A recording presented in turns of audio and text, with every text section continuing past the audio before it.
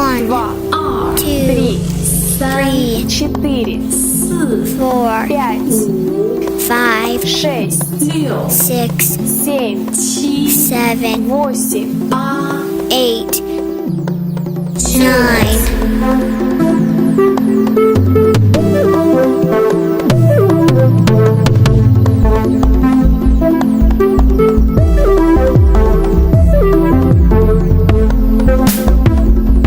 You're listening to Canary Cry Radio. Here's Basil and Gonz.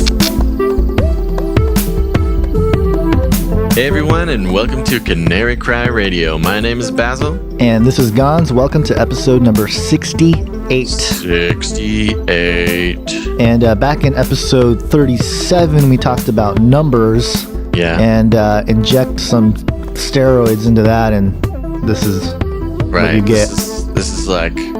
This will get you.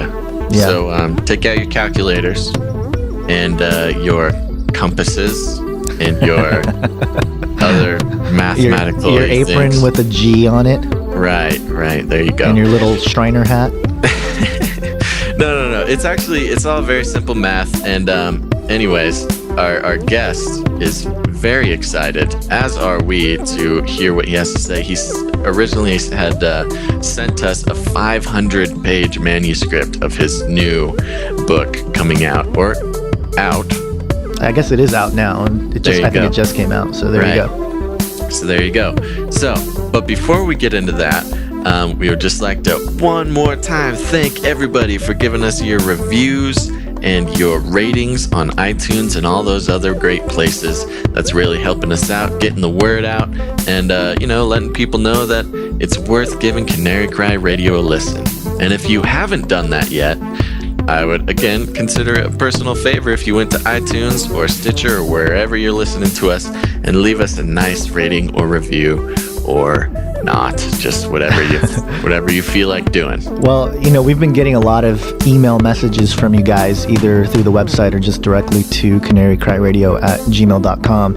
Right. And we appreciate all the insights. And some of you guys are just writing, hey, you guys rock, thank you. And we appreciate that. And others of you are pouring out your heart a little bit. And we appreciate that as well, because your emotional equity. Yeah. And, you guys talk about the difference the show's made in your walk with Christ and stuff, and that kind of stuff is what really encourages us to keep going. It's what we're all about here. Absolutely.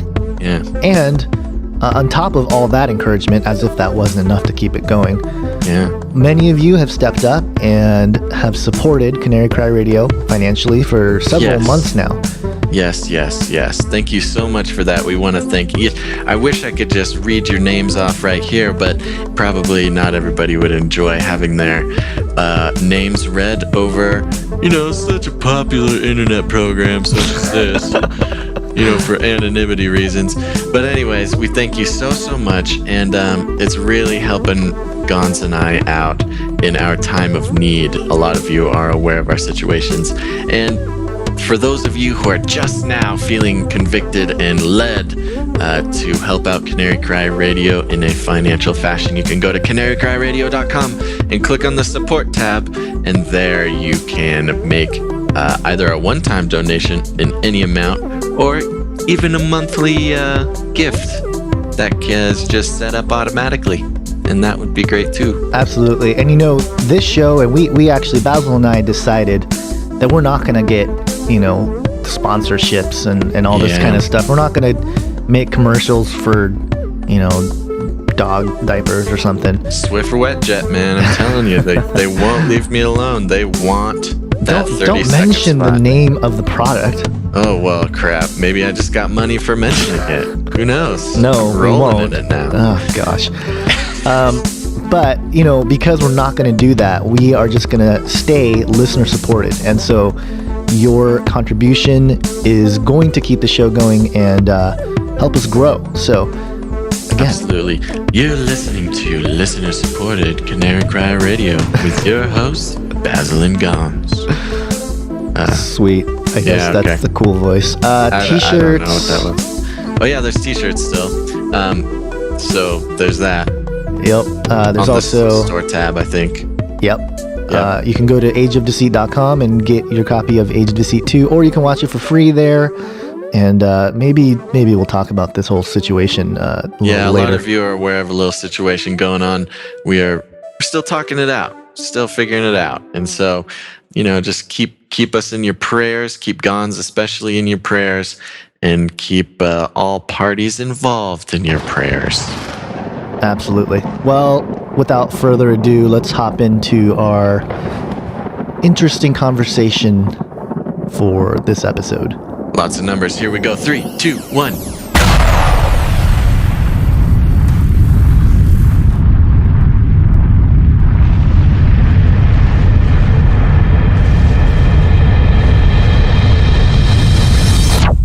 Our guest today is co-editor of the Tribnet since 2004, having written scores of ebooks on Bible prophecy.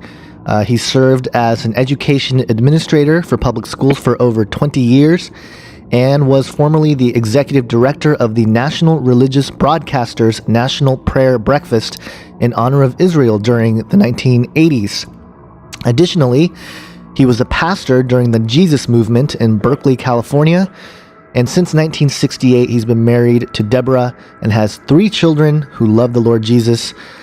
Doug's involvement with Christian leadership led to several White House briefings during the Reagan administration with the Religious Roundtable and the American Forum for Jewish Christian Cooperation. He has co-authored The Final Babylon alongside Dee McGriff and Doug Woodward, who we had on a few episodes ago. And he was one of the revered speakers at the Prophecy Forum Conference back in February. And he's recently written a new book called Signs in the Heavens and on the Earth. Man's Days Are Numbered. It's Douglas Krieger. Douglas Krieger. How you doing, Doug? I'm doing great. Good to be on here with you guys today. Yeah, good to talk with you, buddy. It was nice seeing you there at the Prophecy Forum. Yeah, that was wonderful. Wasn't that a great time we had together back then? It was super. Oh, we go way back now. We're old pals. Yeah, that's part of the ancient of days phenomenon that we're going through. And, Yeah, anyway. we actually have a good number of listeners, I believe, that were there too, walking around. So you probably met a couple of them. Hey, some of the folks there, well, all of them, but the ones that I had the opportunity to speak with, are just very challenging, very engaging, extremely interested. Of course, I was in a state of shock at 8 o'clock on a Saturday morning that 200 people would be there listening to me speaking at a place in Orange County. Yeah. That was somewhat baffling. Yeah, it's a smart and devoted bunch. Yeah, I was really quite shocked. I'll schedule you next time at 7:30, just so you can. Thank you very much. Yeah, the earlier the better. Yeah, and you'll see me out there bright and early with my beard and sunglasses. And orange hair, yeah, that's good. That afro orange hair thing, that was good. My awesome mullet. Yeah. Okay, well let's jump in here a little bit. Why don't we start off? Tell us a little bit about your testimony and how you came to the Lord, and what led you to your interest in writing about Bible prophecy, and so on and so forth. Well, I had the opportunity of listening to Billy Graham years and years ago, and through that experience, and also the fact that a businessman locally here in Sacramento, where I was born and raised, and am still living here, had the opportunity to attend some of his Bible studies.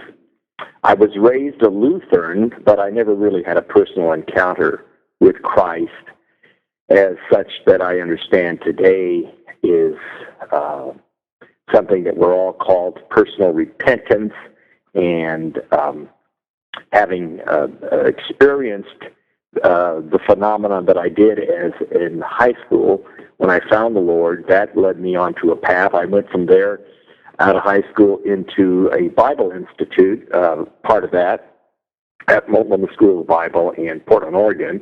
A wonderful experience with some of the folks up there that I grew up with in the Lord. That, in fact, this latest book that I have, signs in the heavens and on the earth.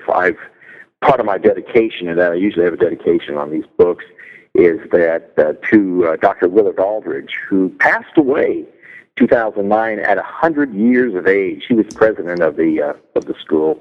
Oh my anyway, yeah, quite a legacy that man has left, and grew in the faith as time allowed, and went through the war years there with Vietnam. Had the opportunity of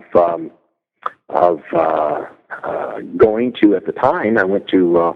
It was L.A. State. I think it's California State University of Los Angeles. Graduated from that institution, and then got off into teaching. And during the latter part of the 60s, early 70s, found myself in Berkeley with a number of brethren, and we raised up a work there. We had about 400 young people, mainly, who had, in the main, most of whom had just encountered the Lord.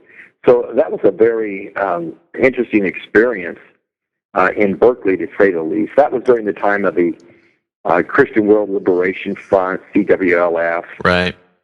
Jack Sparks, a lot of those guys back then. And so, did you have a big beard and long hair and walk around with no shoes on? My extreme experience in those lines never occurred. Okay. We did have a flatbed truck that we drove around in, and had a little gospel band on the back of it. A little folk band. Oh yeah, actually it was a jug band. There you go. Mm-hmm, so you fit right in. Okay, I see what's going on. Yeah, we were accused of jug bands create jug people. Well, there's an argument to be said about that, but that's for another episode. That's another episode.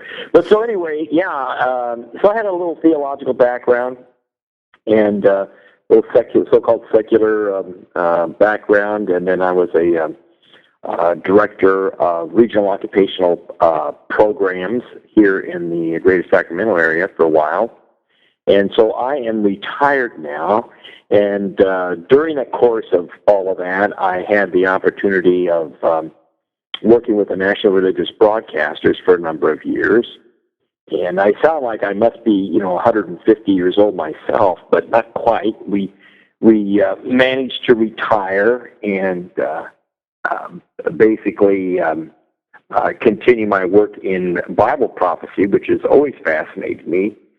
And as a result of that, I've written several books. One is The Final Babylon that we've talked about before, with Doug Woodward, who pulled me out of the closet as a writer. Most of my stuff has been online, free of any encumbrances, and I've really enjoyed working in a blog kind of environment. And then as a result of a lot of those writings, I think a lot of people found out about who I was and what was going on. Then I got into numbers because I had a math background, and that always attracted me in any event. And as a result of that, I decided to put this book together with a lot of interest that people are having with these blood moons and so forth. I decided to do a book on chronologies and numbers, Bible numbers, so forth and so on, and put the book together. And like I said, just right now I'm downloading it on a Kindle situation so people can get it electronically. Right. And so that's very kind of cool. a little bit of background. Yeah, no, that is. And you are, especially in this blog environment, it really harbors a prolific writer in you, I feel like. I mean, you sent us this manuscript over the internet of your new book, and I opened it up, and it's almost 500 pages long.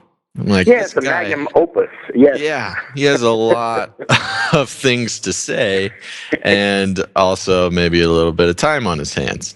But very impressive, very impressive amount of work, and also the content there. What do you think of it, Gonz? Yeah, definitely. I mean, just to read off a few of the chapter headings, there's a lot of subsections per chapter, but we got chapter 1 is called Universality of the New Jerusalem. Then chapter 2, Giza's Pyramid, Ezekiel's Holy District. Chapter 3, Divinely Designed Objects on Earth. Chapter 4, Visions, Tabernacles, and Temples. Chapter 5, The Seven Wonders of the World. Chapter 6, Man's Days Are Numbered. Are you getting bored again, Basil? Are you going to yawn again, or what's going on here? No, what do you, I could hear, I can just sense the... But we'll go on. We'll get into some of the nitty-gritty later. But, Doug, I wanted to ask you... off all 10 sub-chapters, too, while you're at it. We'll get there. We'll get there. And Doug, we'll get into the nitty-gritty. But I wanted to set this up because... and a little backstory here. Okay, Rick Warren, who everybody knows Rick Warren, at least in the Christian circles, he recently came out and condemned the study of Bible prophecy, specifically people who set dates. And he uses Acts chapter 1 and sort of paraphrased, what Jesus said there.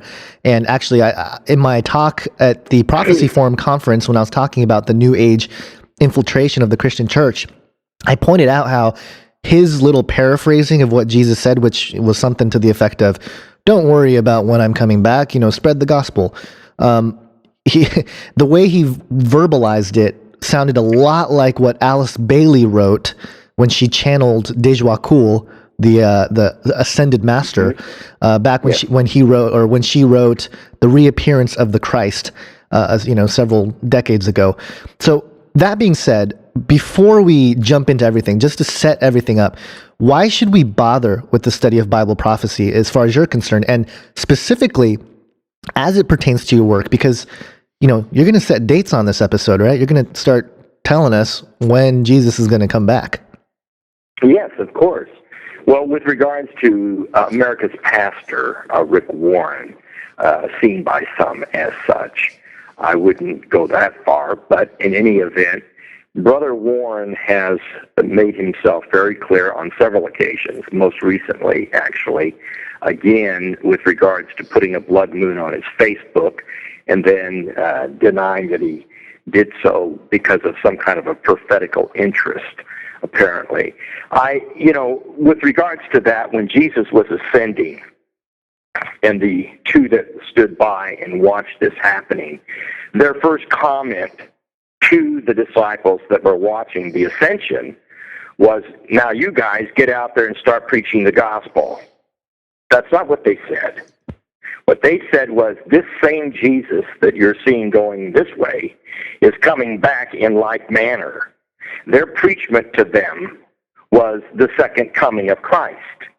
So in a sense, the very first message while the ascension was going on had to be something that was very prophetical. It had everything to do with the second coming of Jesus Christ. So insofar as denigrating the prophetic, as far as, you look at Matthew 24 and 25, Luke 21, Mark 13, you look at these passages that have everything to do with eschatology and the prophetic and the parables of readiness that are there, that are so obvious that the anxiety level, if you would, of the disciples with regards to, when are we going to take over Jesus? And then Jesus telling them about all the signs of the times, the end times, what's going to happen, and how it's going to happen in copious detail. That you're going to now tell me that the study of prophecy and of the end of time and of end times and the last days is peripheral at best, when Jesus lays so much incredible emphasis upon it at the very conclusion of his ministry. It's the apex, the zenith. This is the most important thing. I want you to get this thing for sure. Right. Okay? And so, all that said, I think that the emphasis that Pastor, Rick Warren and his attempts to diminish the prophetic study of the Scriptures, when it has everything to do with sanctification, with the preaching of the gospel, with the preaching of righteousness. I mean, if you're looking at Daniel chapter 12, it's very clear that many will be turned to righteousness on that day, and that it has a very purifying influence within the church. Lord knows how desperately we need that right now. And so, all of the issues that, are you ready for my coming? As in the days of Noah, what are you doing with your talents? He'll come at an hour you think not. Is there enough oil in your lamp? All of these are in reference to the prophetic. Absolutely, I agree. Yeah. So for Pastor Rick to, and why he's doing this to exacerbate a situation that he doesn't really need to exacerbate. I mean, the prophetic, there's an urgency in the sharing of the gospel of the grace of God. In other words, are you ready? He's coming as a thief if you're not. So, I've had, certain pastors, I'm not going to get into detail, who, claim that Jesus isn't coming back for the next 400 years. At least he's coming back, right? And then I've got some that say, well, his coming back is his coming back in us. Sort of a Baha'i kind of an attitude where you're all merging into the Godhead in any event. And then, of course, there's a lot of brethren who embrace a flaming millenarian kind of style preachment, where we're living in the gospel hour, the kingdom, and there will be a final conclusion of all this. But we're in the millennium right now. We don't even need a millennium. We're already in it. And if that's the case, well, the devil's got one, hellacious leash that he is able to roam around as a roaring lion, seeking whomever he may devour. Peter just wasn't clear. He was living in the kingdom. Right. So, and people do and say and act. I've always said this. They have a certain kind of Weltanschauung. They have a worldview wherein they will either look at the kingdoms of this world, have now become the kingdoms of our Lord and of his Christ. Therefore, we need to take control. We need to alter the social structures. And there's a very, very thin line between social reformation and political reformation, for that matter, and the kingdom of heaven that we represent here on the earth right now. And so, but that's in other words, Pastor Rick is saying what he's saying because he's not interested in the future. He's interested in the now, the here. And it's this worldly emphasis that he's gotten himself into because of his eschatology, which basically is an eschatology wherein everything's been fulfilled anyway. Let's just take control. Let's go for the gold right here and now. And fortunately, praise God, the one thing that militates that is that Jesus' comment of rendering unto Caesar the things that are Caesar's and unto God the things that are God's. Mm-hmm. And that's always been an inhibiting factor within Christianity. That we're in the world, but we're not of the world. We are salt and light. We do have a prophetic voice to speak to Belshazzar and to read the handwriting on the wall from time to time. But we are either that or we're sitting on top of the beast and riding the beast at providing moral covering for this thing. And on the other hand, we are totally oblivious to the fact that that thing can turn on you in a heartbeat and devour you. And so if you're looking to have the state support you and you provide the moral covering to the state, I think that the metaphors are very, very clear. Now, I'm not saying that when Rick went down to Rwanda and saw what was going on down there, that his heartstrings were, definitely pulled, and he determined that he was going to do something about that. And so you've got this interesting thing going about his philosophy, if you would, that will allow him to transform state structures to the point where it becomes very activistic along those lines. Fortunately, Jesus did not tell Peter that, okay, I'm going to go to the cross, I'm going out, I'm going to be resurrected, and Peter, you're running for mayor of Jerusalem as soon as this is, when I ascend. He did not say that to Peter. Okay, now I'm not saying that we shouldn't join the school board or, run for any kind of political office, okay? But that's not the emphasis that you have in the gospel of the grace of God. Sure. It just isn't. It Sure. just isn't.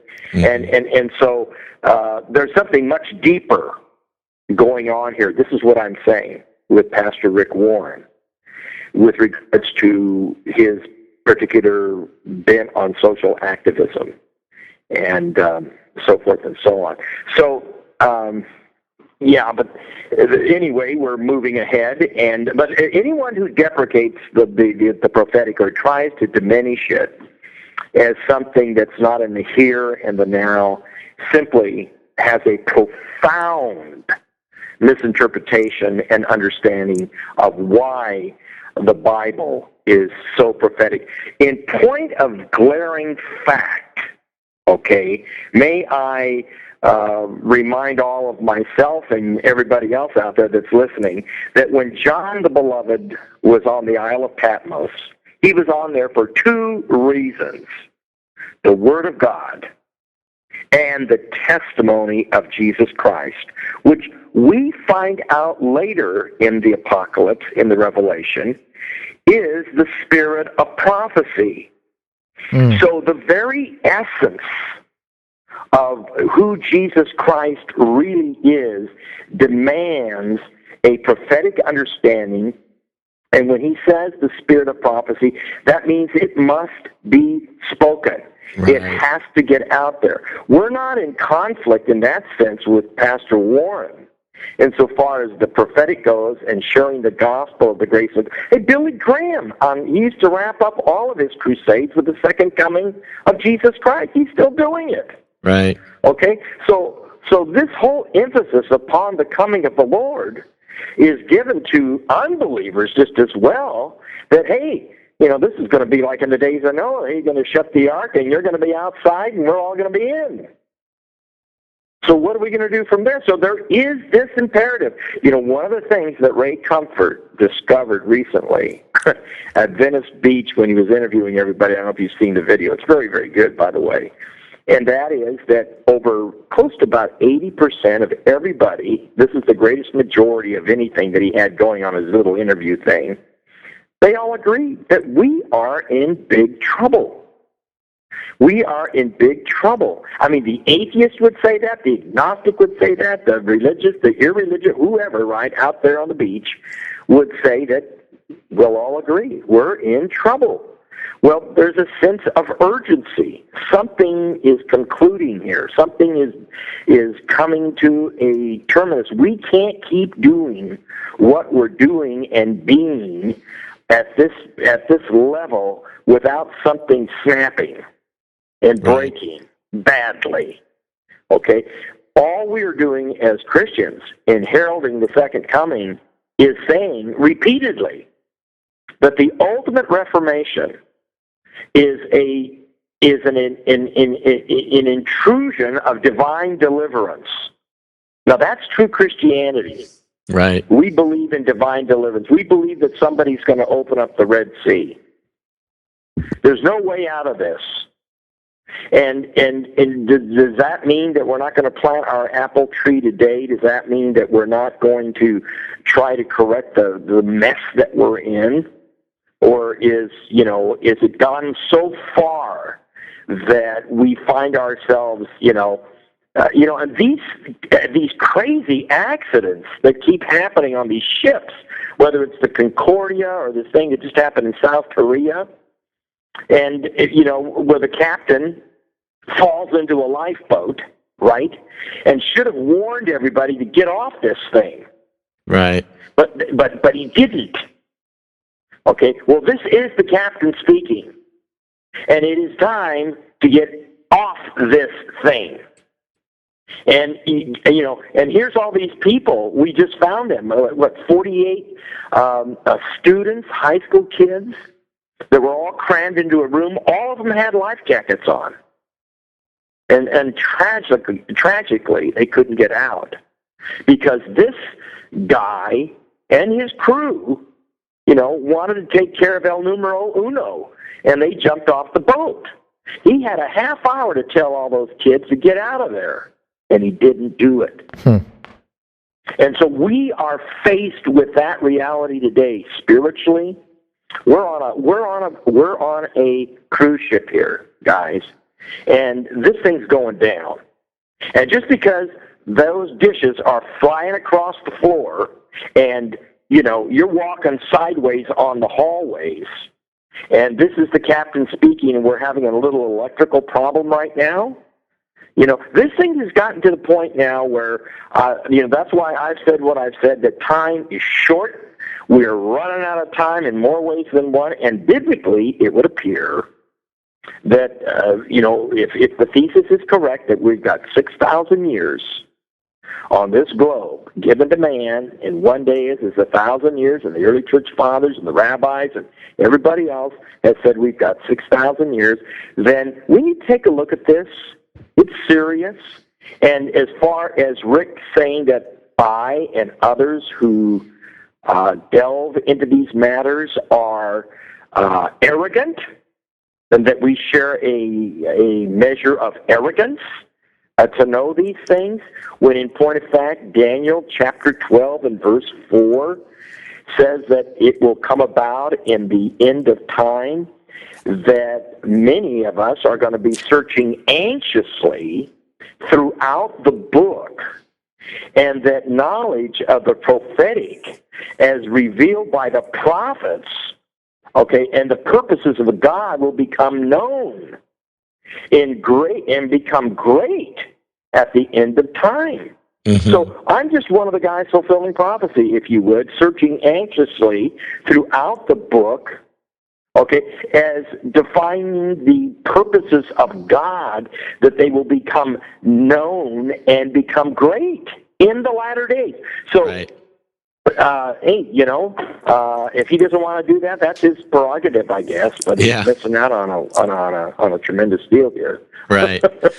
Now, you mentioned your background in numbers, and in episode 37, we talked about numbers, and in the episode, we discussed something called vortex mathematics. A fellow named Randy Powell, influenced by Marco Rodin, claimed that there was a pattern that formed a torus, and if one can apply it correctly, it would harness the power of spin.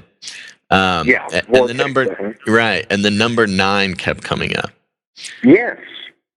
Yes, the number 9, very much so. Yeah. Yeah, and interestingly, before we jump in, I was going through your book, and you're a numbers guy, you're a math guy, and so I started doing a little exercise, because there's a numerical equation, so to speak, where you take the numbers and digits within the number and add them together, and then again take those digits and reduce it down to a single number. And so I was going through, and we can get into, specifically what these numbers represent as we go along, but I was going through the numbers that you laid out, and Earth's diameter, the number there, 7920. You add 792 together, you get 18. You add 1 and 8, you get 9. And that worked with almost every number. The moon's diameter, the wall of Jerusalem, the Hebrew sacred cubit, 25.20 inches, 2 plus 5 plus 2 equals 9. It just kept coming up over and over and over. And after a while, I thought, okay, what is going on here? Because every single number that you bring up, stuff that shouldn't really, one or two coincidences, sure. But the fractal distance from Earth to Sun, 95,040,000, same there. If you just add the digits, 9 plus 5 plus 0 plus 4 plus 0, 0, it's 18, and then split that, 1 plus 8 equals 9. Yes. Even the original cubic inch that you point out, 1728, 1 plus 7 plus 2 plus 8, 18, 1, 8, 9. Everything resolves with 9, and I'm thinking, what's going on? So, okay, let's can we get into that a little bit, and you can take it whichever direction you'd like. But this is sort of, that kind of opens up all kinds of stuff. Yeah, obviously a pattern is developing.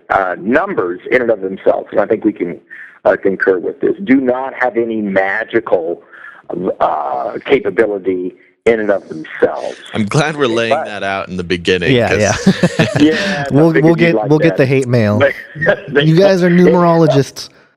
Yeah, he's a numerologist. Yeah, and by the way, numerology has E.W. Bullinger, was the great Anglican numerologist back in the 1800s. Right. And he had done such an incredible work on gematria, because both Hebrew and Greek are numerical languages.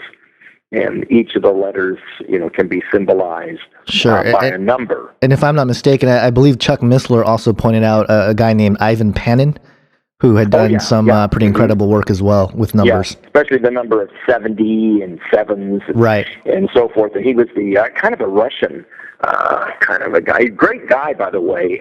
And he was totally caught up into the 70s. By the way, in the book, The Final Babylon, we deal with this issue of 70, and it is a matter of generation, as a matter of judgment, as a matter of a time frame in which the Almighty has chosen to work in. All of these things on number and number sets are very much in the book because of time and space having to do with distance and value, relative to so many, many different ways of communicating. Numbers are absolute. God is absolute. We are dealing here in absolutes.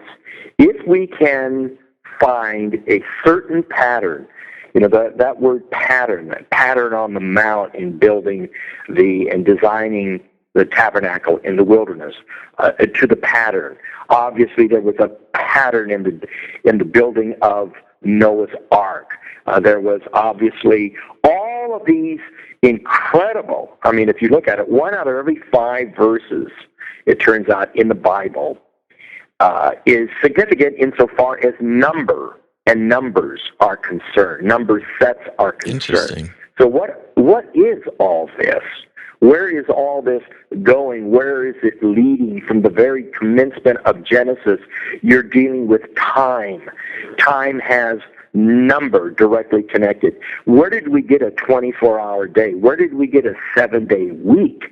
Where did all of this, these minutes and hours and so forth come from? Just recently, it was made known to me that as far as old Earth theory goes, that the universe, Milky Way, is a huge galaxy. That universe here, we look at all the other galaxies, but the one that we're in apparently has been spinning around, so they say 4.5 billion years, and that our solar system, moves around the galactic center once every 220 million years. Interestingly enough, if you take that 220 million, and by the way, we're in our 21st round of this, so they say, I'm just telling you what they say, the astronomers, that we've gone around here 21 times. We're in the 21st cycle. And that's very important. So you can bank that 2-1 on the side here. Mm-hmm. Out of 220 million years that it takes us to orbit the galactic center, which is 360 degrees, if you multiply that, or if you use the Hebrew calendar of 360 days constitutes 1 year, or at least it did before Hezekiah, and all the ancients indicate that the year was a 360-day rotation, if you would, then when you multiply that, you get an interesting figure of 7920 with a whole bunch of zeros behind it. Suffice it to say you got 7920, which happens to be the diameter of the Earth in miles. Okay, so what we have here is a very interesting thing on the orbiting of the Earth around the galactic center of the Milky Way. We find ourselves in a situation where we have both the 21, which is in the biblical sacred cubit, which I affirm to be 25.20 inches. And that if you convert that to feet, it will become 2.1 feet. So 21 becomes very significant, and 7920 is not only the diameter of the Earth, but 7920 is the edge of the New Jerusalem. And that is very significant because all of the numbers of Scripture, whether you're dealing with Ezekiel's holy district, whether you're dealing with the tabernacle, Solomon's temple, the Ark of the Covenant, Noah's Ark, all of these incredibly detailed and the chronologies of the Scripture. So-and-so begat so-and-so, and then there were so many generations of this and that, and then you've got this very fascinating, all wrapped up into 2 verses in the Revelation that describes the holy city, which incidentally, guys, turns out to be us. So the question is, do you know your measurements? And so my son just got married, and he's my baby. He's about 30, and then he just finally took the leap, and I said, well, it's very important that you know her measurements, because that's what we are the bride of Messiah, and so we better know our measurements. We are the bride of Christ, and we're also known as the Holy City.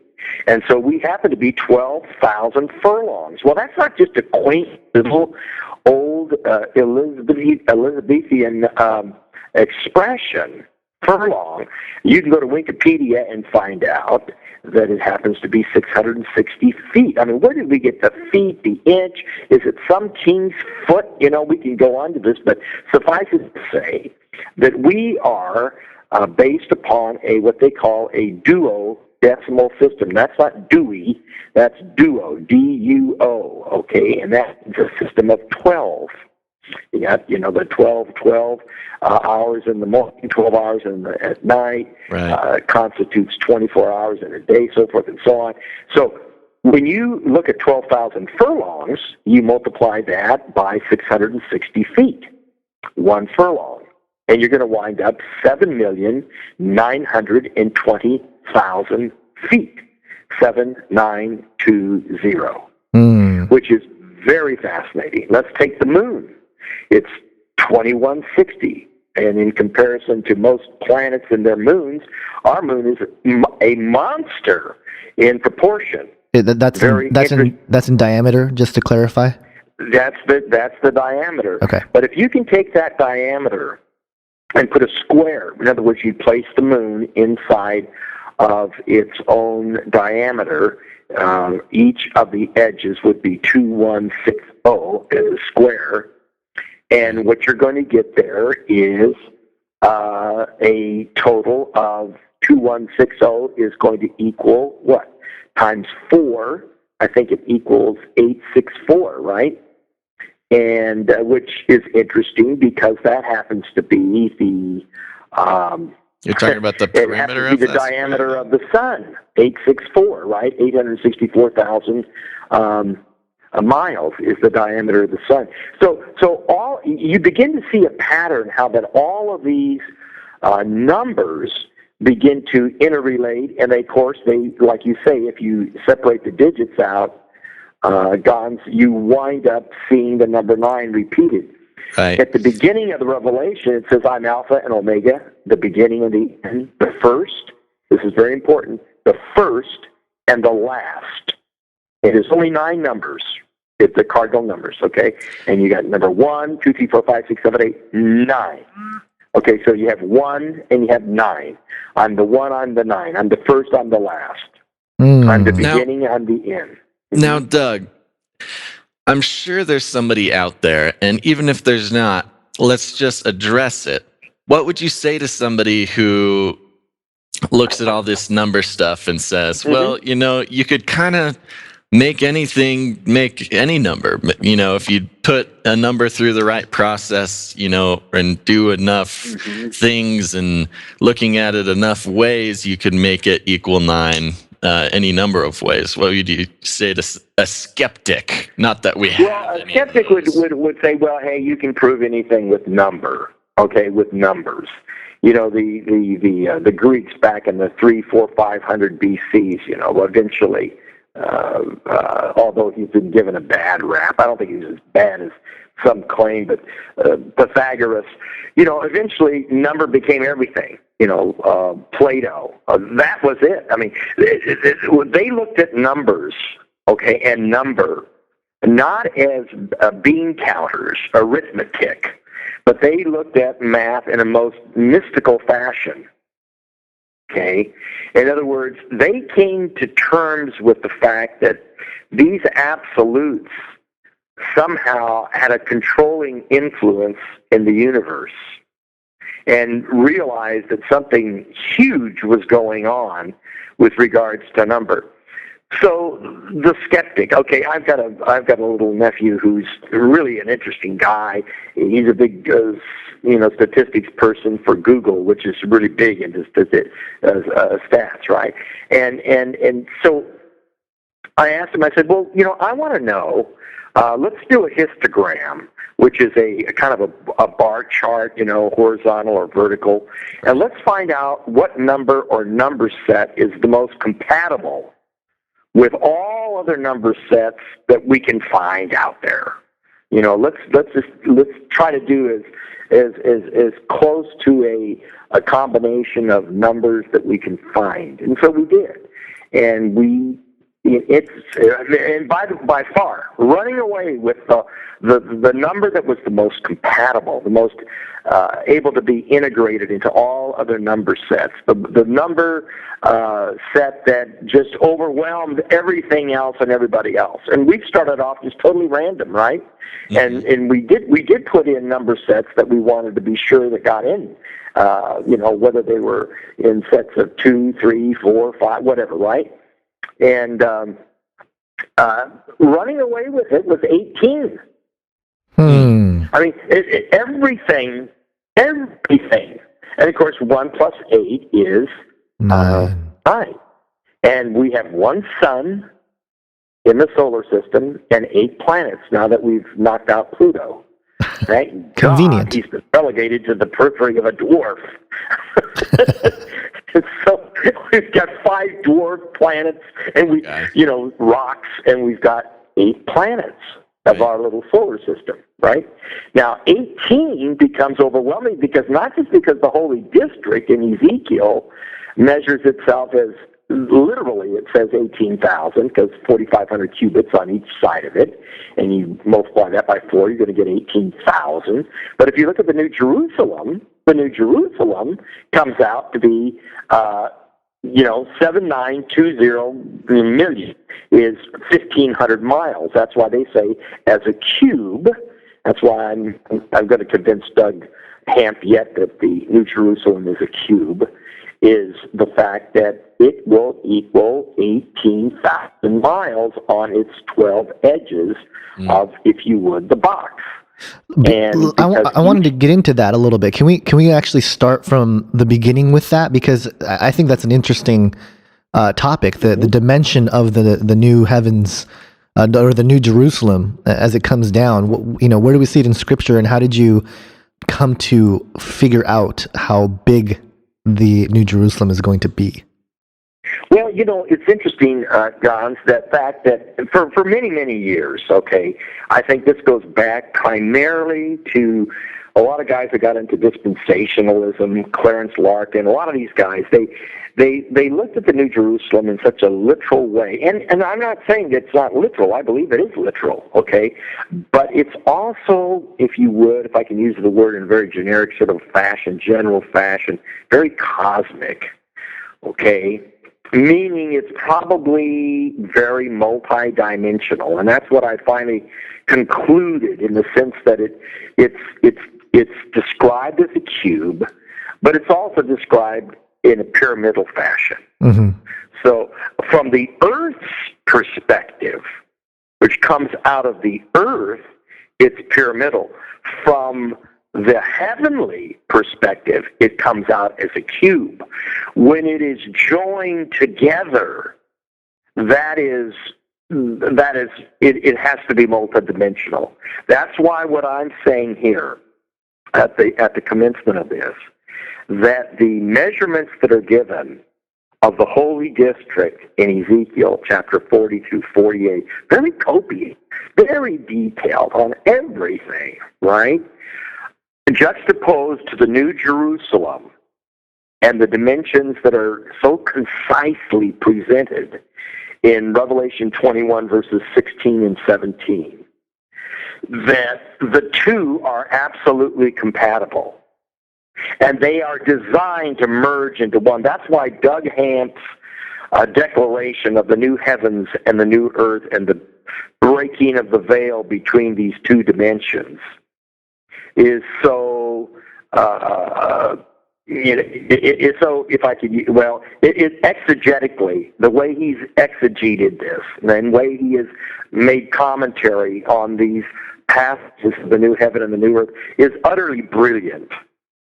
Okay, because he's bringing the ladder that Jacob saw between the heaven and the earth, and the angels ascending and descending, as was given to Nathaniel, upon the Son of Man, bringing heaven to earth and earth to heaven. Bringing these two dimensions together is really on the heart of God. Okay, and here's my concern is this: that the New Jerusalem, the way that the dispensationalists and these brethren who, many of them early Plymouth brethren, who took the dimensions of the New Jerusalem, and by the way, Queen Elizabeth and her little court that was determined to preserve the mystery even of the measurement of the sacred cubit. A measurement, a dimension that was so sought after, literally, by people like Sir Isaac Newton, who finally concluded, ultimately, that the measurement of the sacred cubit with the Latin inch, and we go way, way, way, way back on this thing, that somehow the British were able to preserve this thing as 25.02 inches. Well, eliminate the 0 and you still have 252, which I hasten to add adds to 9 again, right? Yep. So what we're looking at here in this sacred cubit becomes, all-consuming. Now, the British came up with the nautical mile and said, well, the Earth is 360 degrees. There's, 60 miles in every degree. We're going to wind up with, a circumference of the nautical Earth that they're still used by the airline pilots. And the sea captains are still using the nautical Earth miles as 21,600 nautical miles is the circumference of the Earth. Mm-hmm. Okay, so getting back to the New Jerusalem is that the measurements are taken literally. And by the way, I hasten to add, okay, I taught metrics for, decades, right? Well, now I look at it almost as the measurements from hell. And by the way, in the 1970s, there was a huge fight over, whether or not the British should adopt the French metric system, right? Which the whole world seems to have gone after, right? Except the Americans. And a few things in England that have not gone metric. I mean, I'm not going to tell you that I'm so many meters tall. I'm not going to tell you how many liters I put in my car. I'm not going to tell you how many kilometers I'm driving. I'm going to tell you I'm into miles, I'm into pounds. I mean, how archaic, isn't it? It's so archaic. And yet it is based upon a system of 12 juxtaposed over and against the metric 10. Right. Okay? Now, I get into the Bible, and I get into the book of Revelation. 10 is not a good number. 10 kings, 10 toes, 10 heads, 10 crowns, 1/10, 10 days. Eventually, and then I look at, 12 manner of fruit, 12 apostles of the Lamb, 12 tribes of Israel. 12 is good. 144 is 12 times 12, and on we go. So, getting back to the New Jerusalem, if I look at 12,000 furlongs, and I eliminate the zero, even in this, just take it literally here, and I eliminate zero. I can use the zeros too, but it's easier to see it this way. And I multiply 12 times 12. I'm going to get 144 on one face of my cube. Every cube has 6 faces, right? Look at a box. Top, bottom, and 4 sides. That's going to equal 6. 6 times what? 144 is going to give me 864, which is the sun. 18. You get it? Got it. So the New Jerusalem has no need for the sun because he's there. Wow. And he's there in relationship with his bride. I mean, so the whole book, the signs in the heavens and on the earth, is directed toward this. And so many of the expressions and the measurements in the Bible all throughout are crying out, I want to tabernacle among you. I want to be your God. I want to be in relationship with you. I want to talk with you. I want to meet you on the road to Emmaus. I don't want to talk to 1.5 million people that have gathered here for Passover in Jerusalem. I mean, everyone's it. Everyone's important. But I want to talk to these 2 guys on the road to Emmaus that are all bummed out, because what I want to do is I want to speak to you out of the Word of God, the Psalms, the prophets. I want to talk with you about Messiah and testify of Him. I'm talking to you guys. Right. You 2 guys on the road. And this is why Christianity, true Christianity, is so unique, because it demands a relationship. Right. Okay? And an intimate relationship. Adam, where are you? I want to know you. I'm this breeze in the garden that is made for you, and you're made for me. We got a problem now, and we got to solve the problem, and I'm going to do that because I want this relationship with you.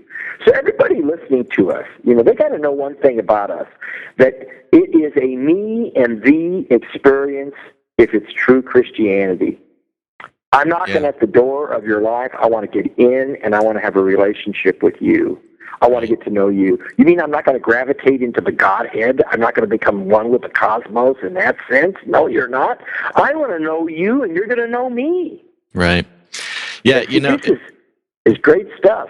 It absolutely is. And the numbers game is an interesting one, because so many scientists and researchers and physicists and things are actually coming to conclusions that there could be a deity because of the mathematics of the universe. Yes. We did just in our last episode the same thing. And so it's very interesting to go through and check that out. Now, I'm looking here on your 4-page table of contents here, and I see something about the pyramids of Egypt. Yes. And now you have an interesting theory about who built it. I sure do. It would not be a Canary Cry Radio episode if we didn't address this part in your book here. So why don't you tell us a little bit about that? Well, first of all, there's always been an evangelical fascination from the 1600s on, in particular, with regards to the Great Pyramid of Egypt, Giza, which is the oldest of the 3. and by the way, by volume, the very largest. Now, here's what the only thing I can say to a skeptic or any of us is that if certain numbers keep reoccurring, then something's going on here. And they're happening over and over and over again. So I have a little chapter in the book, Signs in the Heavens, which you can get on Amazon, by the way. Okay, but here's something very interesting, is that these monuments, and I say monuments, I began to look at the so-called Neolithic Earth, the latter Neolithic Earth, the most recent, and which is probably from about 2500 BC. Some say even as much as 300 BC. Okay, Iron Bronze Age and all this, and the Stone Age, and what are we? What was really going on here? And you look at the Great Pyramid of Giza, because as a structure to this day, okay, notwithstanding the Pentagon's efforts, but as far as volume goes, it is still the largest single structure on the planet insofar as volume is concerned. Okay? Nothing equals it. As far as an artificial structure. Does that include the underground chambers and everything, or just what we see on the surface? What we see on the surface, for sure. You can say that the Great Wall of China, maybe insofar as volume is concerned, is the largest. But as far as a singular structure, as far as volume is concerned, there's nothing that equals the Great Pyramid of Giza. Okay, so-called Cheops, or whatever they want to call it, but Giza. And so what we're looking at here, when you look at that Giza, the question is, who built it? Right, well, the Egyptians will tell you they did not build it. Somehow it's been tagged the Pillar of Enoch. Well, where did that come from, right? And when was it built? Well, so in the book I go into the different time frames. It would appear that maybe it showed up somewhere around 2300 BC. When was the flood? I get into that. And so by the time it's over with, I've concluded, ultimately, based upon the measurements, okay, that this thing was a monument on the earth according to Jeremiah 31. Thou hast placed signs and wonders in Egypt. The word for signs there is oath in Hebrew. It can be interpreted as a monument. Okay, just like let this be a sign between us when the children of Israel, the 6 tribes here and the 6 tribes there, and they put this pillar up of stone. This was a sign. This was a monument. Thou hast placed monuments and signs and wonders in Egypt and in Israel and among other men to this day to declare thy great name. So there are some monuments out there. Well, I began to look at them, and I'll get back to Giza in a second. But I started going around the world and looking at a lot of these Neolithic monuments that a lot of people say, unfortunately, that the alien, astronaut theorists believe that, the Anunnaki, set us all up, and they're involved in building these things. These were built by Nephilim. They were huge. Therefore, they were moving these giant stones around. Therefore, the Nephilim, the demagogues, the men of renown, the fallen angelic beings, the hybrids built these things ad nauseum, ad infinitum, and that they were building all these things. Of course, we don't have anything in writing, any hieroglyphics on these ancient structures unless they were added later on, but there they are. And I'm talking about Stonehenge. I'm talking about Teotihuacan outside of Mexico City, 25 miles northeast. I'm talking about the Peruvian Sun Star. I've given some other examples, the Bosnian pyramids even.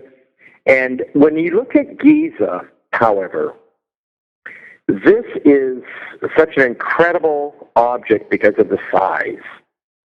And so during the 1800s, a guy by the name of Sir William Flinders Petrie, of first Egyptologist of the British Museum, and he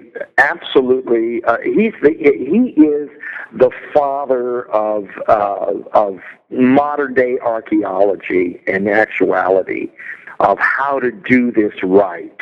Okay, him and Albright. But especially Petrie, insofar as metrology goes, measuring, getting dimensions, he meticulously measured for several years in the 1880s the Great Pyramid of Giza. Others had done it before him, but he really went after it systematically. By the way, came from a Plymouth Brethren evangelical background. Himself, was he a believer? Well, I don't know, but I do know that his metrology has lasted, it's the test of time. And so when he measured it, the one side of it was a little over 756 feet in length, the base edge, and the other sides were just about that. So it would assume that the measurement of the base edge over time, earthquakes, wear and tear, and so forth and so on, that the Great Pyramid of Giza's base edge measurement was a 4 square. It was a square, and the edge of it was 756 feet. 756. Now, Petrie himself believed that the Egyptian royal cubit of 20.6181818, whatever, that you can use that and you'll come up with 440 Egyptian royal cubits on one edge. If you cubed by 12 the edge of the Great Pyramid of Giza at 440 Egyptian royal cubits of 20.6181818, if you use that measurement, you're going to wind up with 5,280 Egyptian royal cubits, which incidentally is 5,280 is a fractal, if you would, of the British imperial mile. You're back to square one again. Wow. So the question is this: was it the intention of the builders to use the Egyptian royal cubit? Well, the question is obviously answered. They were not around when the thing was built. They openly admit it. It was not built by the Egyptians. It's a step pyramid. So consequently, who built it? Well, it was the Nephilim. No, it was not. I argue against that, and I say this. This is what my argument is. It's mathematical. And that is, okay, why were they trying to reflect the dimensions of paradise? As Dr. John Michel, philosopher of the hippies, who wrote the book The Dimensions of Paradise, and who fought vociferously for the maintenance of the duodecimal system juxtaposed to the metric system. Bless his heart. By the way, his writings are just incredible. He's a satirist and just a real character, but he definitely did enlighten us with regards to the imperial mile system and the dual system that is, still to this day used in the United States, at least. So anyway, getting back to this, the fact of this pyramid is that if it's 756 feet, imperial inches, I like to use the word imperial inches, on that thing, then what would happen if it were subjected to what we now feel is the Hebrew sacred cubit measurement of 25.20 inches? Now, I know there's certain dear brothers that I work with who believe that the Hebrew sacred cubit was aligned with that of the Egyptian royal cubit because Moses was familiar with it, right? Yeah. But it turns out that a fellow by the name of Julius Oppert, who was an archaeologist, an Assyrianologist for looking around, probing around in ancient Assyria, discovered that the Assyrian cubit and the Persian royal cubit, which the Hebrews would have been very familiar with, was precisely 25.20 inches. Aha! So when you use 25.20, or let's just take 2.1 feet, and you divide it into 756 feet, the edge of the Great Pyramid of Giza. Now listen, we're talking math here. These are absolutes. Right. They don't lie. But when you do that, you know what you wind up with? You wind up with precisely 360 Hebrew sacred cubits. Interesting. And you multiply that by 4, and you know what you get? 1,440 Hebrew sacred cubits. 144. Which happens to be the wall of the New Jerusalem. Now follow me. That wall that's given in Revelation 21:17. Know your measurements, guys. Right? I'm describing us. Right. So here's the beauty of this. It doesn't say height. It doesn't say length. It doesn't say width that the wall is. It just says that the wall is 144 cubits. Now, we'd like to say it must be thick. It must be high. It can't be high because the city's too big. It must be then thick. We don't know. All we know is 144 cubits. How long is a cubit? 2.1 feet, or 25.20 inches. So let's multiply 144 by 2.1 feet, and we get 302.4 feet. 3024. By the way, 324 is 9, right? Okay, how about let's go around the Great Pyramid of Giza's base at 756. Times 4 is, guess what? 3024 feet. So are we saying that the base edge, 4 square of the Great Pyramid of Giza is a reflection of the New Jerusalem's wall? And I'm saying yes. Now, I've done a number that is so rare. Now, I'm going to toot my horn. I have come up with Giza pie. Are you ready for this? That's not pizza pie. That's Giza pie. Now, what is Giza pie? Well, we all know the traditional, and you can make it a what they call a rational fraction, but it's irrational. Pi is irrational. You can never get an absolute pi, right? Well, the question is this. Okay, traditional in math we use a simple fraction, 22 over 7. Divide 7 into 22, and you get 3.14825, so forth, right? 5287, and this is our little one, right? But it's a huge fraction that goes into infinity when you get pi, real pi. This goes on forever, the numbers. They're all changing, so forth and so on. I think it's the fraction that's used is several thousand over several thousand, Okay, so, but let's take Giza pi, for example. Now, what is Giza pi? Well, Giza pi will allow you, it will allow you to square the circle. Now, that's a in-house Masonic logo. Okay, so I'm going to warn you ahead of time. I will be accused. You're not a Freemason, are you? No, thank God. Okay, just clarifying. Just checking, and by the way, the stealing of the 33 by the Masons. Now that's not right. That's Messiah's number 33, and so I have a hard time with what these guys are trying to do. But that said, I think we here's something very interesting.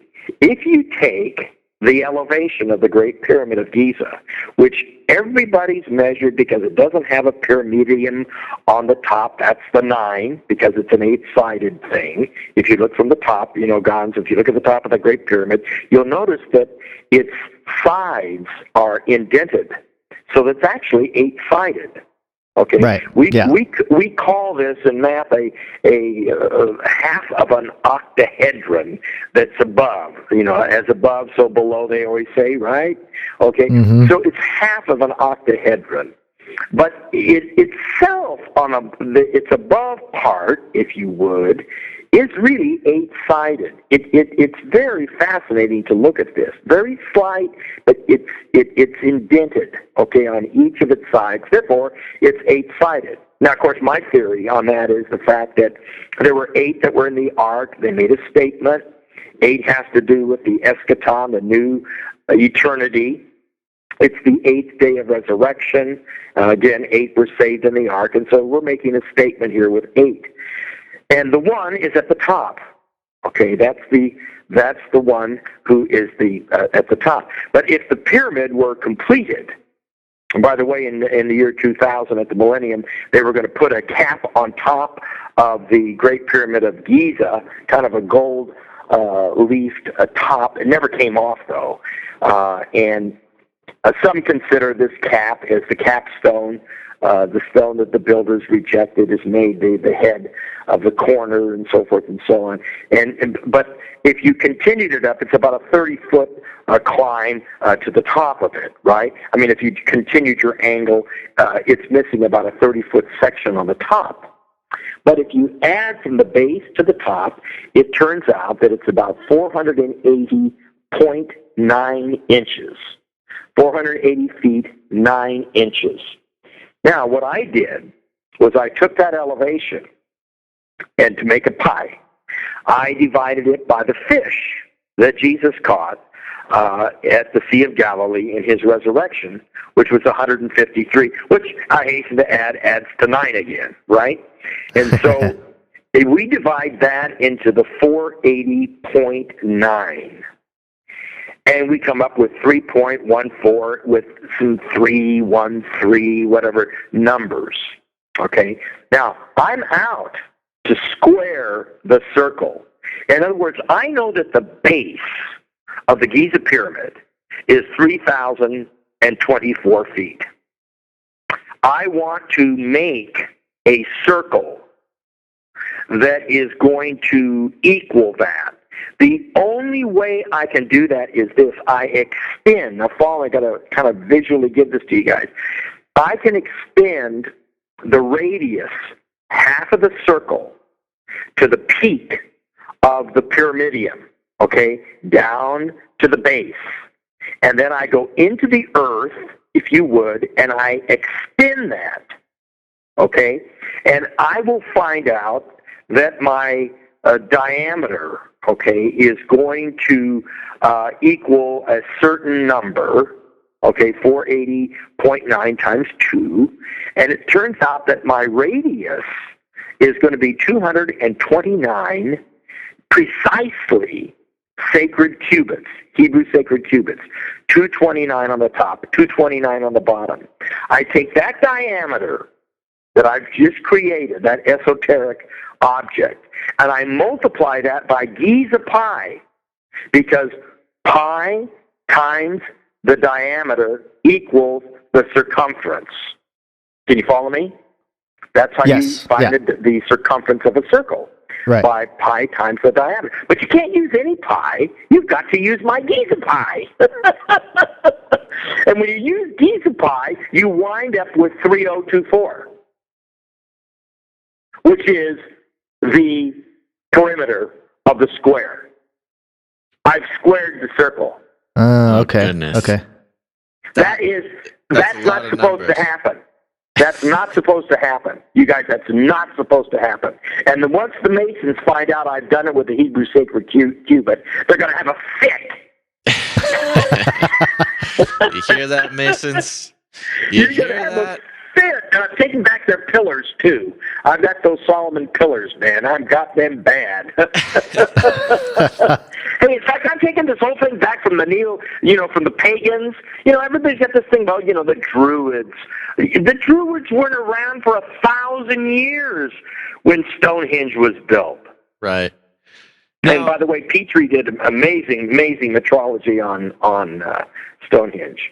So throughout all this metrology, and excuse me if I missed it somewhere, but who do you think built the pyramid of Giza? The pyramid exactly. The pyramids were built, as well as I believe Stonehenge, the other pyramids in Bosnia, and many places, right? Teotihuacan. I could go on, but they were built, I believe, by the Shemites. Okay, Shem and his. In other words, whatever happened to Shem? Well, he's the father of China. Well, guess what? Have you heard about the Chinese pyramids? Oh, my goodness, there's hundreds of them. And I'm sitting here going, I was speaking to a group of Chinese brethren down in American Chinese down in Los Angeles recently, and I said, "Hey, you guys got a pyramid? Guess where it's at?" In fact, I named it the New Jerusalem Pyramid. What an ostentatious guy! So they said, "Well, where is it?" And I said, "It's in the cradle of Chinese civilization, at the end of the Silk Road. It's right there." And they said, "Well, Shem is considered. I think you pronounce his name in Chinese, Xin, right? And it's right next to a town that Mao started his revolution in. Right. It's in the heart of China. It's a very central part of China, next to a town oddly named Xi apostrophe A-N. How would you pronounce that? You know what they call it? Zion? That's Zion. Mm-hmm. Isn't that interesting? Wow, that is Zion. And so I said, well, let's look at the measurements of Zion. By the way, they called somebody up right while we were there in China, living in that town, and said, are there pyramids around there? And they said, no. And they said, well, we can see them on Google Earth. The guy got on the phone. He goes, yeah, I guess they're here. So I'm sorry, continue with Zion. Yeah, the Shemites. The Shemites built it. Right. What's the significance of the Shemites, and how did you come to that, and why the Shemites? Well, you look at the Nephilim? Ark. Let's look at Noah's Ark. Let's go back to Noah's Ark. Okay. Well, we know it's 300 cubits long, right? Right. And so you look at 300 cubits, and you go, well, how long is that? Well, that's 630 feet. Well, this thing is, that's one thing that Russell Crowe and gang on this new movie, Noah's Ark, finally got right, was that it was rectangular in shape, I'm not sure about the rest of the movie, but I'm sure they got this thing right, and that was, it is rectangular. It's a rectangular box structure. And it turns out that it's 630 feet long, just shy of the Titanic, okay? But multiply by the way, that's 963 is 9, right? Okay, so it's 630 feet long. Multiply how many rectangles, how many edges of that box are 630? Well, there's 4, right? Right. The sides, and the bottom, the top, right, on the sides, right? And so 4 times 630 is going to give you what? 2520. There's your sacred cubit. Oh, right. Isn't that right? Okay, so we got 2520, which adds to 9 again, of course. But so he knew this. So this is why the Great Pyramid has embedded within it this signature of the 2520. And by the way, how many degrees are in a circle? 360. How many times did the children of Israel circumnavigate Jericho before its walls came tumbling down? 7. What's 7 times 360 degrees in a circle? 2520. See, this gets to be very fascinating, right? Yeah. And so the handwriting on the wall is a numeric. It's a monetary. Many tekel uparson. A mina is 1,000. 2 minas is 2,000. A tekel is 20 shekels. And uparson is from the root word where you parse something in half. It's half of a mina. That's 500. Add it up. 2,000, 20, and 500. That's 2520. And so this is God's measuring. And so when you keep seeing these numbers repeated throughout the text and throughout the earth on these monuments, I hasten to add, you begin to see a pattern. Teotihuacan. Hey, they spent probably, some guys, Harleston spent his whole life measuring from the University of Arizona, measuring Teotihuacan, the sacred district. The Pyramid of the Moon, the Pyramid of the Sun, the Citadel, the Avenue of the Dead, and so forth and so on. A guy by the name of Allen out of Bolivia, he looked at it from a GPS thing and determined, this distance to that distance, it looks like the Citadel is 1,320 feet on one side. Times 4 is a mile. Well, maybe the district is completely subservient to the sacred cubit, ipso facto to the mile. And guess what? It is. How long is it from the back end of the Pyramid of the Moon to the end of the Avenue of the Dead, so-called, is exactly 7,920 feet. All of this, all these crazy measurements, and the decades some of these metrologists spent, and bless them, their work is tremendous. Okay, the Hunabs and all of the other Sumerian feet and all of that they use to measure Teotihuacan. In point of fact, it is totally subservient to the mile, and consequently to the foot, and consequently to the sacred cubit. So let me just interject here. Are you saying that the system we use now, the foot, the mile, and stuff like that, are you saying that something was preserved, or those measurements are, the original foundation of measuring, or I'm saying they're absolutely sacred. Okay. And oddly enough, if we have 24 hours in a day, we have so many minutes in a day. Guess how many seconds we have in a day? 8640. What's up with that? 8640. That's the number. Diameter. It's the sun. You're walking around. You're walking around in the sun of righteousness. You're walking around in the reality of the New Jerusalem. Well, who set that up? So this guy's an agnostic and this guy's an atheist, and yet he has no idea that he is subjected to this reality on a second-by-second basis. He cannot escape it. So he tries to go metric. He's still stuck in time and space. He's still stuck in it. Interesting. He can't get out of it. And so at this point in time, I'm looking at the whole district in Ezekiel, and I realize, oh, wait a minute, 9450. Oh, yeah, that adds to 18. Of course, 1 plus 8 is 9. And he's the Omega. He's prophetically telling us, I'm the end of all this. I am what I am, and I'm wrapping this all up because I'm going to be with you for eternity. I mean, how does all this get going, and how does all this end? Right. Okay? This is why, prophecy is so incredibly fulfilling. And I believe, brothers, this, that at the end of days, God is opening these kind of like ancient gates to us. I'm talking about this in a positive way. Okay? He is in Daniel chapter 8, verse 13. He's referred to in the Hebrew as the angel Palmoni. I don't want to sound like a Mormon here, but if you're listening to me and you're a Mormon, listen up.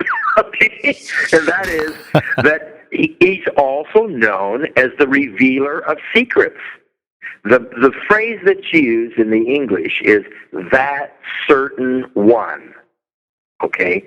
It is only one time used in Hebrew, meaning Palmoni. And that means the revealer of secrets.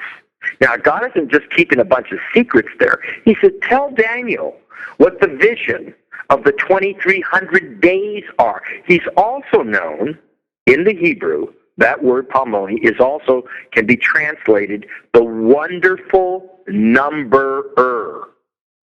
The wonderful numberer, the revealer of secrets. That's all of that can be translated that way. You can find that on Wikipedia. They do say some things that are correct.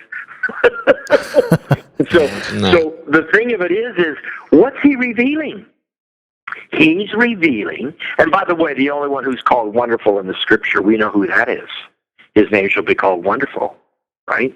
And so here we have a picture of someone who is revealing to Daniel the 2300-day vision, which, by the way, in American so-called religious history, was a huge thing put out by William Miller, Reverend William Miller, the Millerites.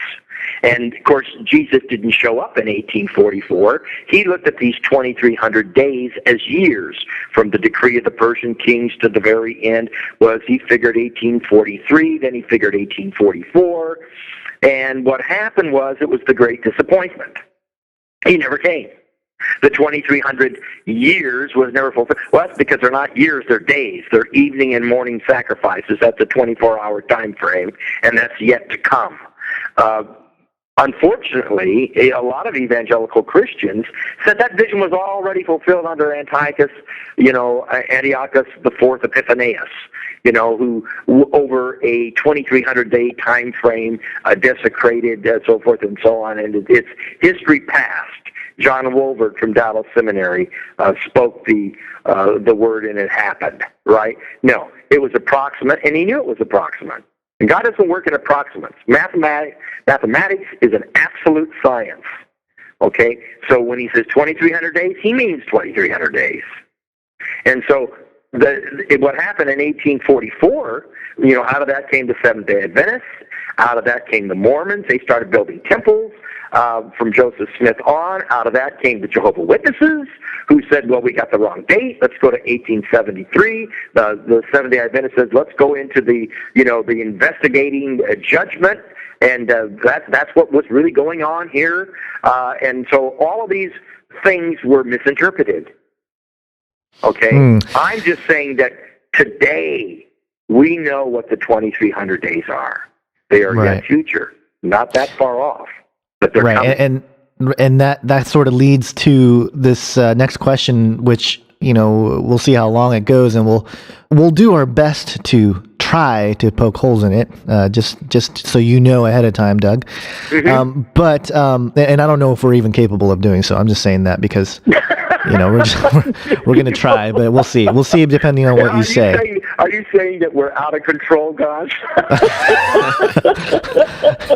Hey, how you interpret it is totally your subjective. So you bring up some of these different groups. Obviously the Jehovah's Witnesses have predicted the end for several decades now. Other groups have. 2025 is a year that you declare as potentially the return of Jesus and the end of the age, so to speak. How did you get to that number? Well, in a word, it wasn't easy. I don't want to out Harold Camping. So you're not going to tell us to go start selling stock and I'm not going to get in my my $1 million mobile homes and travel all over the country and say it's coming down. The Kriegerites, I think we're going to call them. I am saying this. Traditionally, and I would say, biblically as well, there has always been this understanding that there would be 6,000 years. Either that's measured in pre-Gregorian, pre-Julian days, 360 days before Hezekiah.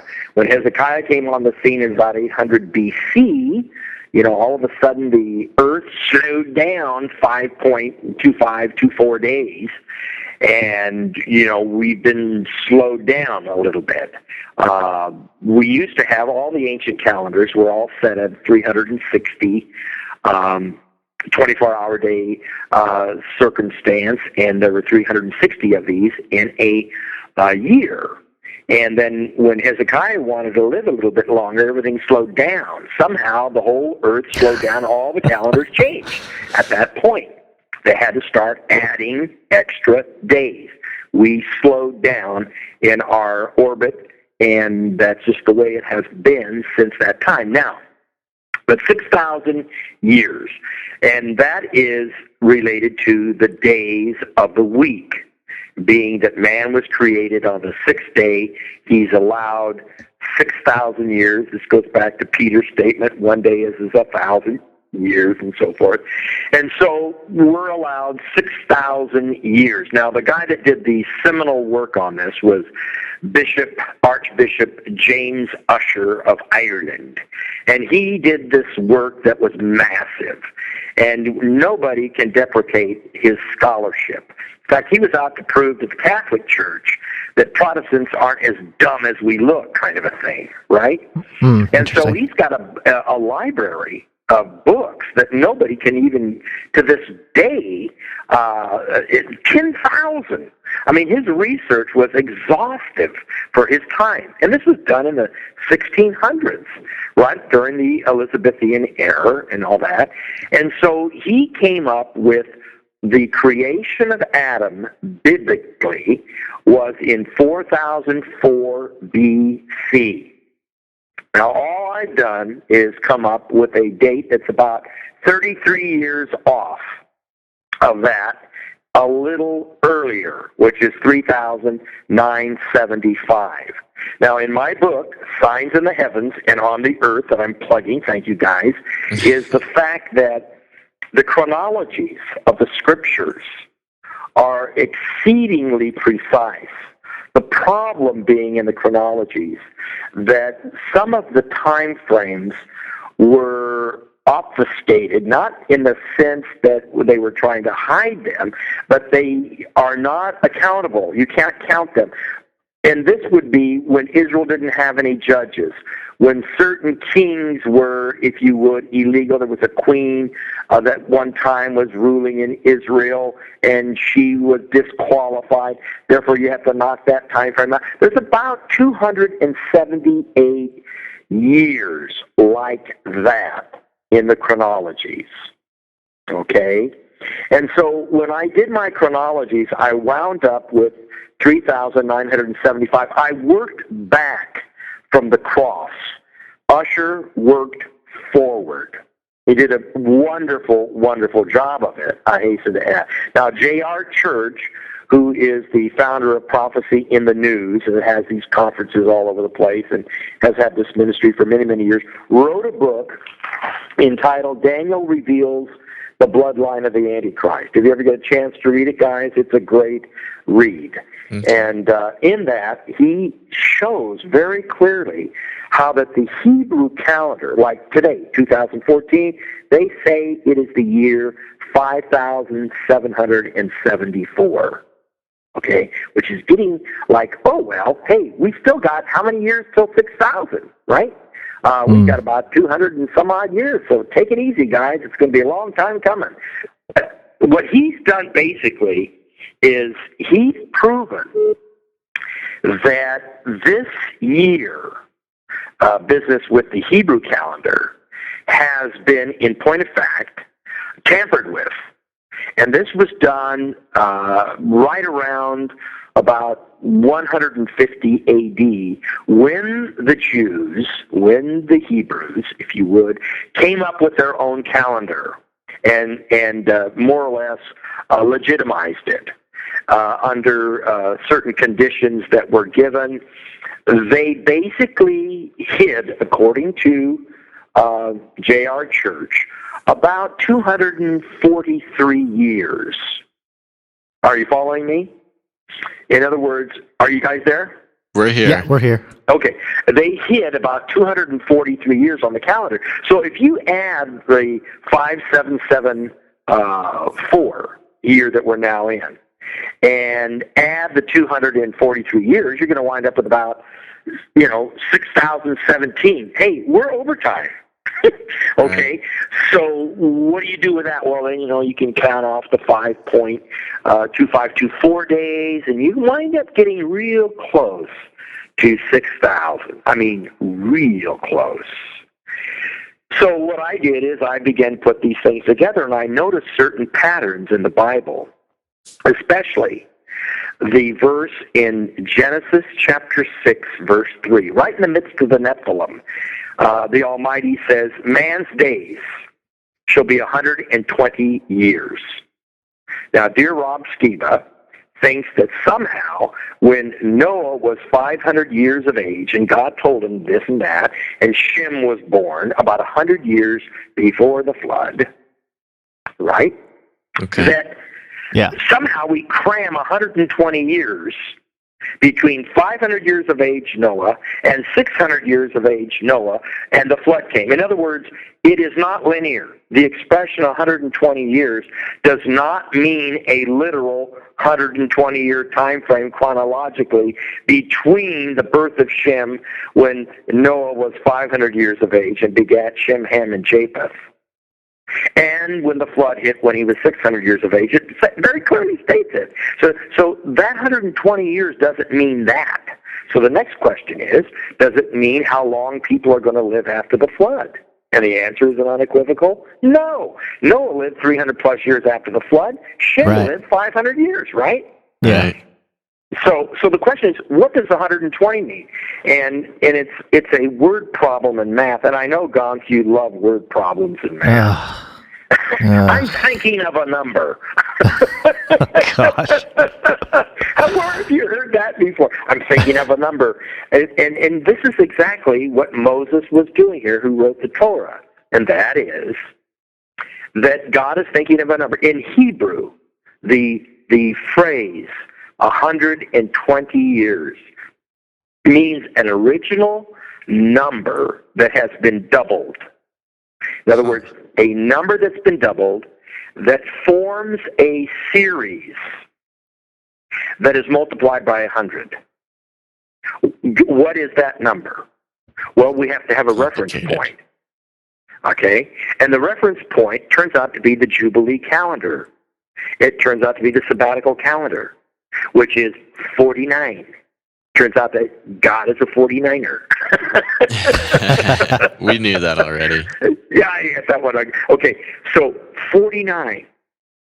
So that's the number that's been doubled. So what was the original number? It was 25. It was 2450. That's one half of 49. Okay? 2450. So that's one half of 49. Now, the beauty of this is that 2450 is a series. It's a series of numbers, and then you multiply it by 100. Well, I found out that came to 2,450 years.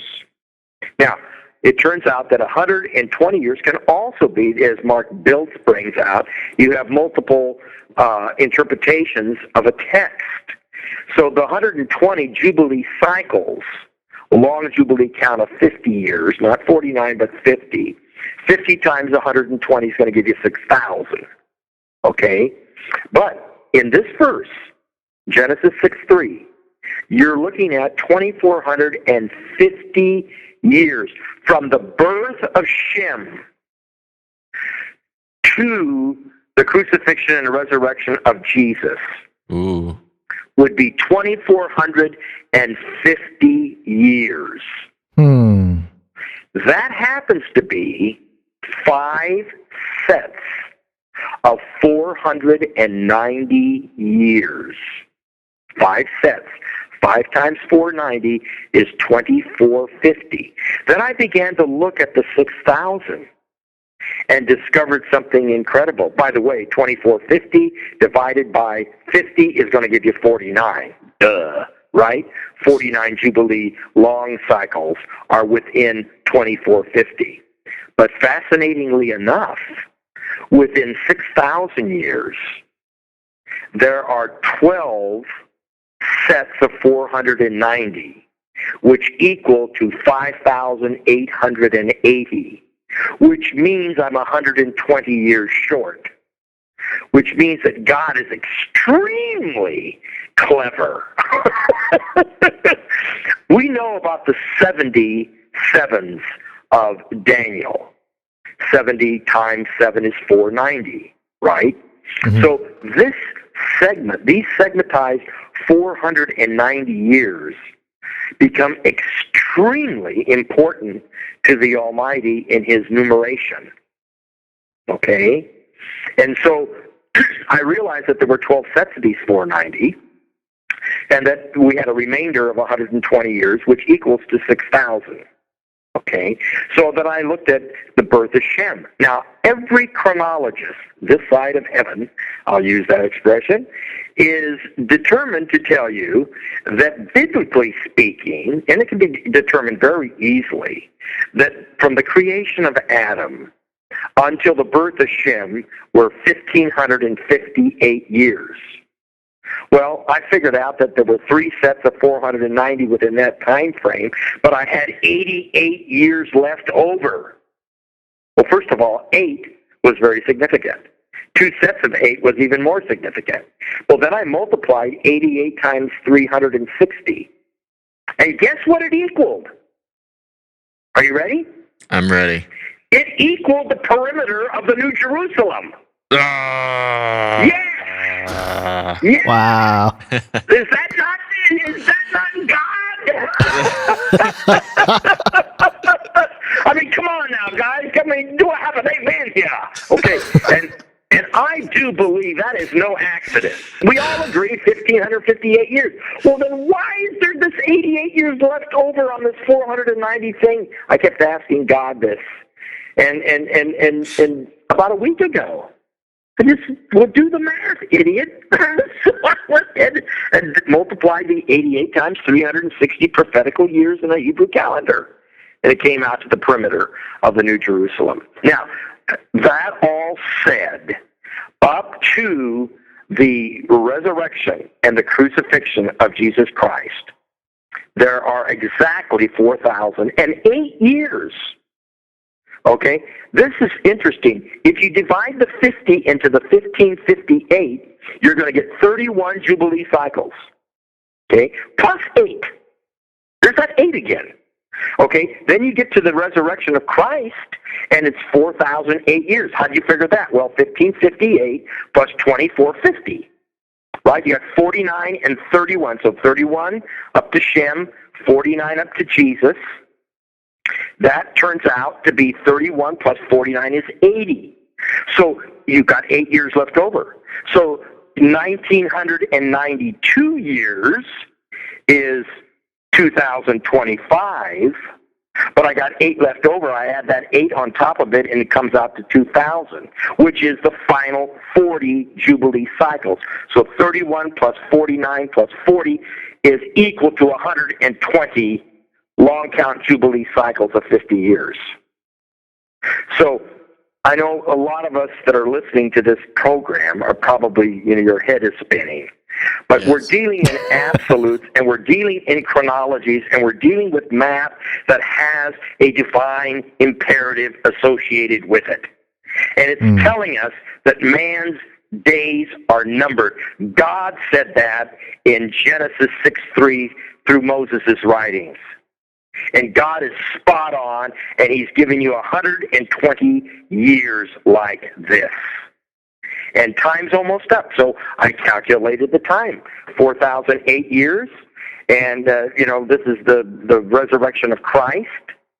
And then, of course, we've always said traditionally, well, you have 2,000 years between, the creation of Adam and Abraham. Then from Abraham to Jesus is 2,000, and from Jesus' resurrection and crucifixion, 2,000 years, and then time's up.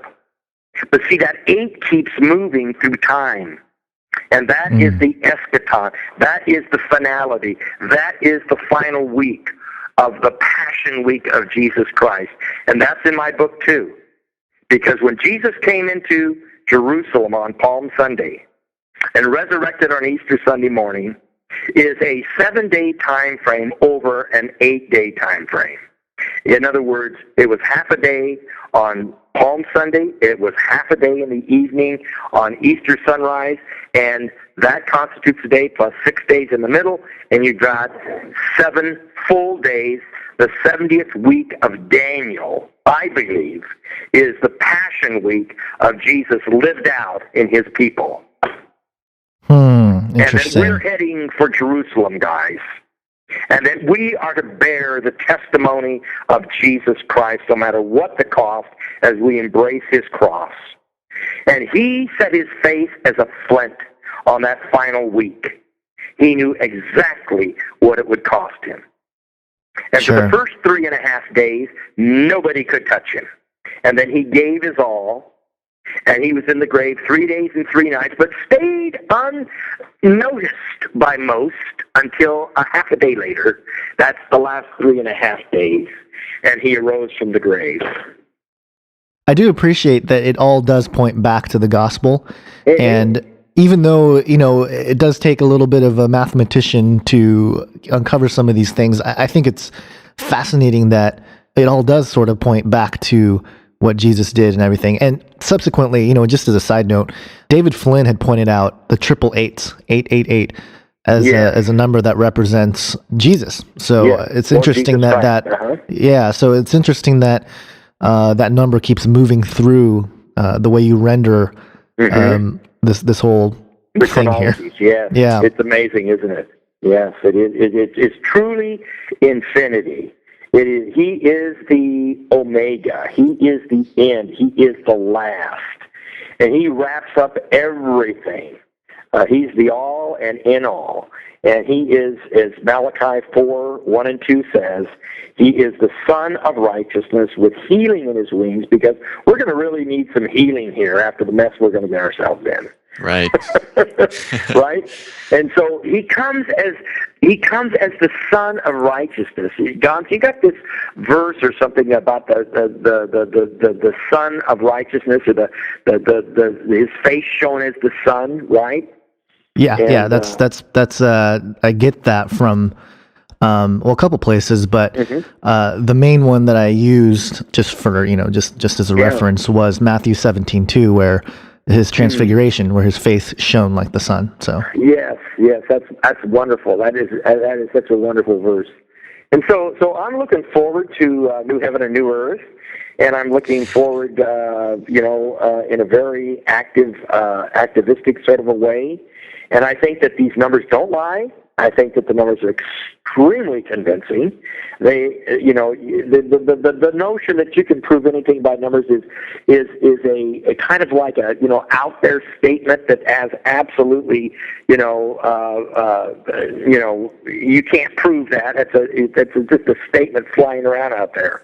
Okay, Right. When these numbers keep coming up the way they are through the Neolithic Earth, when they keep coming up through one of the most incredible things ever etched on the face of the planet is the Peruvian sun star and cross, whose measurements are so astonishing that if you get into it, okay, and of course along come the ancient astronaut theorists who are convinced it was a heliport of sorts, where spaceships landed on. Yeah. yeah, Right. I don't know about that. And what's his name? Daneker, the guy that, the German guy. I mean, no way. No way. When you look at this thing and who etched this thing, and by the way, why does it have 81 specific potholes and so elaborately laid out in triangles and in squares? It's astonishing what they did and how it was so preserved. And then it's got this cross that's connected to it with very specific dimensions that you can see. What's it doing there for the last 4,000 years? Right. I mean, some of these things you say to yourself, well, look, we don't know who did it, but we do know the measurements of these things. We do know their measurement. We do know the measurement of the Great Pyramid of Giza. We know that. We know the measurements of Stonehenge, and we know the measurements of Kalanish. We know the measurements of all of these. Karnak. I mean, grief. What were they doing with all these rocks at Karnak? Right. And so you see, well, hey, just count the number of rocks and multiply by 360. Oh, you'll be shocked what you find. as my tax guy told me, as tears rolled down my face, as I figured out how much I owe Caesar. The numbers don't lie. So The numbers there you don't go. lie. And you'll be indebted to Caesar and to the day. Hey, you can always do payments, brother. You know, Thank it's God not for as that. easy to figure out. Just as a side note, it's they make it very complicated for you to figure that out. So anyway, Yeah, Caesar's a complicated guy. Caesar's Well- very complicated. Just well, render him whatever he needs. just don't ask questions. All right, Well, I Douglas. think we've had a very boring session here, but we've somehow managed to get through it somehow. This was very fascinating and a lot of numbers in there, so I'm sure everybody needs to go back with your pen and paper and write everything down as you listen to it again. or their scientific calculators. Right, there you go. Those giant things that we had to use for calculus and stuff. Sure, yes. And most of it, you guys, is just very simple math. I know. It was. And It was. that's what's beautiful about it. Anybody, I mean, you can figure this out yourself. Absolutely. And it's very approachable. Right. And So that's, make sure, if you want to learn more about all of this stuff, make sure to check out his new book, Signs in the Heavens and on the Earth, Man's Days Are Numbered. Douglas Krieger, thanks so much for coming on the show, man. yes, Bob, it's been a delight. Absolute delight. And where can everybody check out your stuff if they so wish? Okay, if they really want to get into our blogosphere, they can go to www.tribnet.org or the Tribulation Network, or just look up my name, Douglas Krieger. I'm all over the internet. I do a lot of writing for World Mysteries, which is out of Canada. They have a neat site, and so I have a lot of esoteric stuff on there as a way of communicating to the lost and dying world that is trying to figure this out as well. And so we put all that together, and they can get me on those blogs, or they can go to Amazon and check out the books at this point in time. And TribNet Publications right now is running these books, and so and then we can carry on dialogues and so forth and so on, comments and what have we. Okay, sounds good. We'll make sure to check all of that out. Once again, Douglas Krieger, thanks for coming on the show, buddy.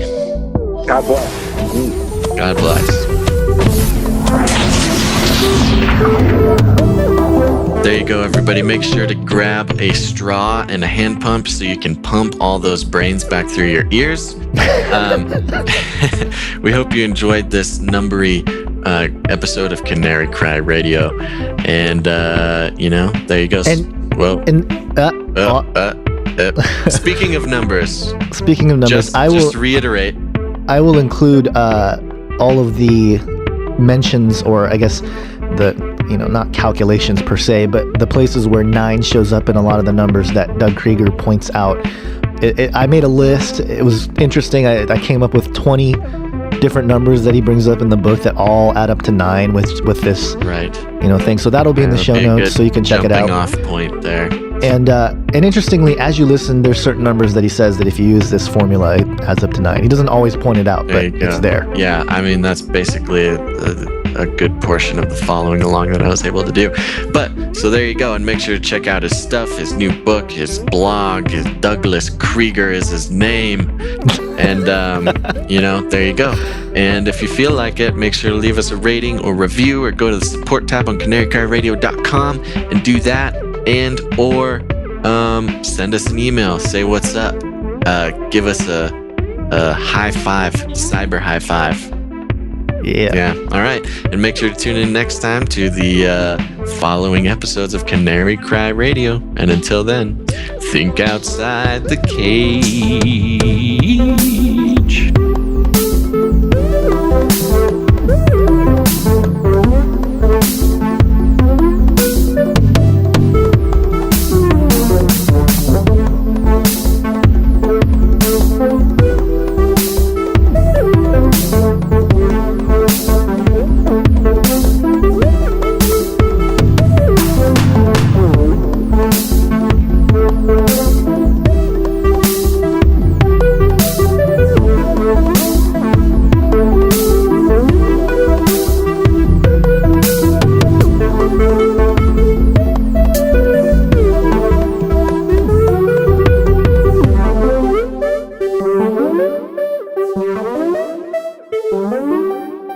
Canary.